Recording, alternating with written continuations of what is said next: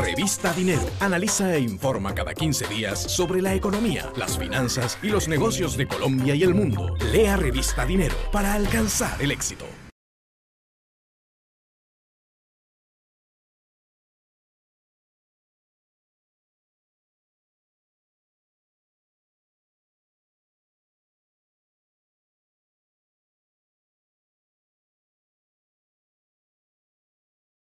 Lo que pasa es que cuando yo estaba en la universidad en Estados Unidos, era el auge, estaban comenzando los artistas pop a ser muy conocidos.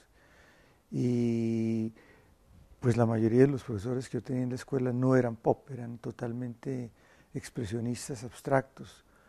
O yo tenía como profesor a Alex Katz, que sí era muy figurativo, pero no lo podía considerar exactamente pop, aunque yo creo que es como un precursor el del pop.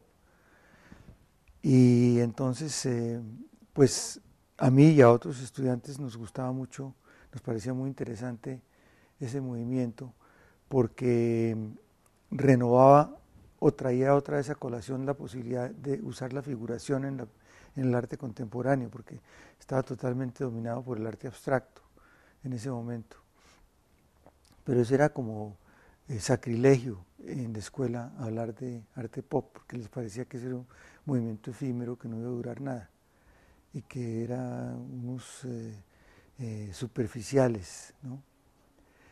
Yo en esa época alcancé a ver exposiciones de Andy Warhol en la Galería Stable de Nueva York y me acuerdo muchísimo de las... Bueno, primero fueron los Elvis Presleys. Entonces, pues una de las cosas interesantes de los artistas pop es que casi ninguno era pintor, realmente. Todos usaban métodos de reproducción de imágenes comerciales como la serigrafía, la fotografía, muy poco se pintaba realmente.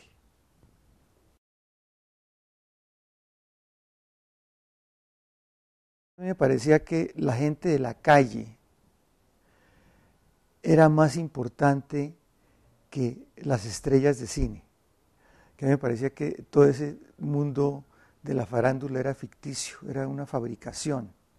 En cambio la gente de la calle no, la gente de la calle es real, de carne y hueso. Entonces, por ejemplo, ese dibujo que yo hice de la expulsión del paraíso, que estaba inspirado en cierta forma en el arte pop y en la minifalda que en esa época estaba de moda y eso, me parecía que esos eran protagonistas de verdad de la vida diaria y no Marilyn Monroe, que era una actriz de cine que simplemente probablemente iba a desaparecer en el futuro, es decir, no, que representaba una cosa superficial.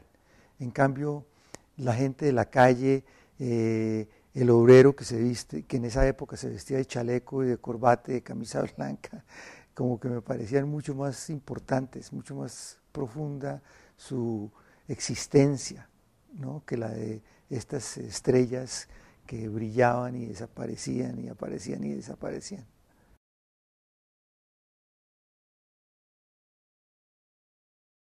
Andy Warhol, yo lo considero una especie de Dalí moderno, porque era una personalidad que basaba toda su obra sobre la filosofía de que él era el protagonista, más casi que la obra que él hacía.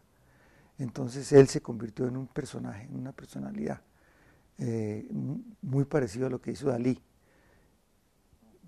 que se tiraba por las ventanas de los almacenes de Nueva York rompiendo los vidrios.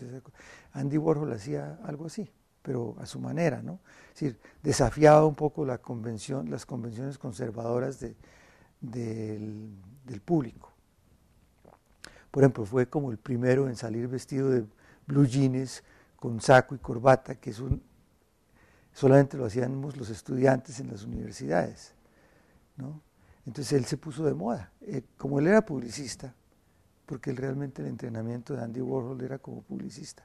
Entonces él trajo todas esas técnicas de la publicidad para promocionar su arte y promocionarse él. Entonces hizo que el común y corriente de la gente se fijara mucho en el arte contemporáneo por esa, digamos, manera de mostrarse él en público, de ser el protagonista personalmente.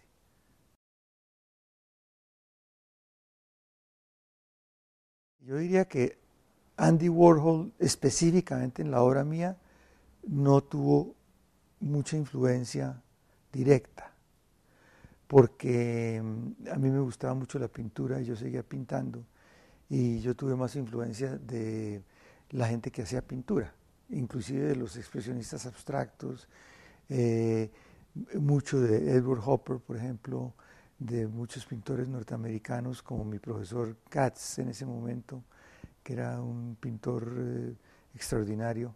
Y entonces yo a Warhol lo veía pues como uno más de los artistas pop, pero creo que me influenció muchísimo más Oldenburg, Rauschenberg, Jasper Johns y otros de ese grupo.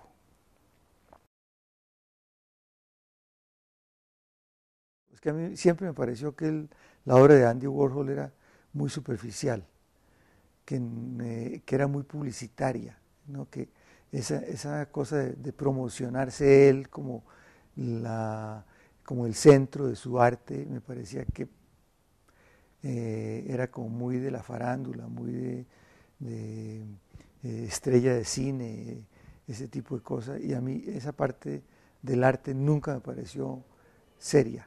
Entonces,